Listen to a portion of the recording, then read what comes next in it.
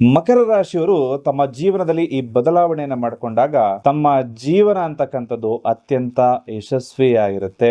ನಿಮ್ಮ relationship secrets ಏನು, ನಿಮಗೆ ಸಿಗುವಂತಹ ಲೈಫ್ ಪಾರ್ಟ್ನರ್ ಯಾವ ರೀತಿ ಇರ್ತಾರೆ, ಯಾವ ಏಜ್ ನಲ್ಲಿ ಅವರಿಗೆ ಮದುವೆ ಆಗುತ್ತೆ, ಲವ್ ಮ್ಯಾರೇಜ್ ಆಗುತ್ತಾ ಅಥವಾ ಅರೇಂಜ್ ಮ್ಯಾರೇಜ್ ಆಗುತ್ತಾ, ಈ ಎಲ್ಲಾ ಪ್ರಶ್ನೆಗಳಿಗೂ ಕೂಡ ಉತ್ತರವನ್ನ ಇಂದಿನ ಈ ಸಂಚಿಕೆಯಲ್ಲಿ ತಿಳಿಸ್ಕೊಡ್ತಾ ಇದ್ದೇನೆ.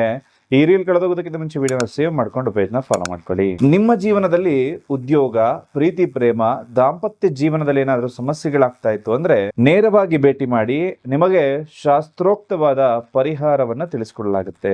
ಮಕರ ರಾಶಿಯವರು ರಿಲೇಶನ್ಶಿಪ್ ಅಂತ ಹೇಳಿ ಬರುವಾಗ ಯಾವುದೇ ಒಂದು ಹುಡುಕು ನಿರ್ಧಾರವನ್ನ ತೆಗೆದುಕೊಳ್ಳೋದಿಲ್ಲ. ಅವರು ತುಂಬಾ ಸೀರಿಯಸ್ ಆಗಿ ಒಂದು ರಿಲೇಶನ್ಶಿಪ್ ಅನ್ನ ನೋಡ್ತಾರೆ. ಯಾರನ್ನಾದ್ರೂ ಇಷ್ಟಪಟ್ರೆ ದೀರ್ಘಕಾಲದ ಸಂಬಂಧವನ್ನ ಹೊಂದೋದಕ್ಕೆ ಬಯಸ್ತಾರೆ. ಇವರು ಮೊದಲ ನೋಟದಲ್ಲೇ ಪ್ರೀತಿಗೆ ಬೀಳುವಂತಹ ವ್ಯಕ್ತಿಗಳಲ್ಲ. ಇವರ ಮನಸ್ಸಿನಲ್ಲಿ ಇವರ ಲೈಫ್ ಪಾರ್ಟ್ನರ್ ಅನ್ನ ಪೂರ್ಣವಾಗಿ ನಂಬೋವರೆಗೂ ಕೂಡ ಇವರು ಪ್ರೀತಿಗೆ ಗ್ರೀನ್ ಸಿಗ್ನಲ್ ಕೊಡೋದಿಲ್ಲ. ಸಂಬಂಧದ ವಿಚಾರದಲ್ಲಿ ಇವರು ತುಂಬಾ ಜವಾಬ್ದಾರಿ ಉಳ್ಳಂತಹ ವ್ಯಕ್ತಿಗಳಾಗಿರ್ತಾರೆ. ಇವರ ದೊಡ್ಡ ಸೀಕ್ರೆಟ್ ಏನಪ್ಪಾ ಅಂತಂದ್ರೆ, ಹೊರಗಡೆಯಿಂದ ಇವರು ತುಂಬಾ ಘೋರವಾಗಿ ಕಠೋರವಾಗಿ ಕಂಡ್ರೂ ಕೂಡ ಒಳಗಡೆ ಮೃದುವಾದ ಮನಸ್ಸಿರುತ್ತೆ.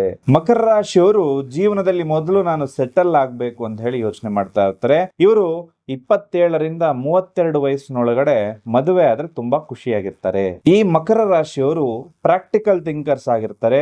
70% ಅಷ್ಟು ಜನ ಅರೇಂಜ್ ಮ್ಯಾರೇಜ್ ಆದ್ರೆ ಇನ್ನು 30ರಷ್ಟು ಜನ ಲವ್ ಮ್ಯಾರೇಜ್ ಆಗುವ ಸಾಧ್ಯತೆ ಇರುತ್ತೆ. ವೃಷಭ, ಕನ್ಯಾ ಮತ್ತು ವೃಶ್ಚಿಕ ರಾಶಿಯವರನ್ನ ಮದುವೆ ಆದ್ರೆ ಇವರು ತುಂಬಾ ಖುಷಿಯಾಗಿರ್ತಾರೆ.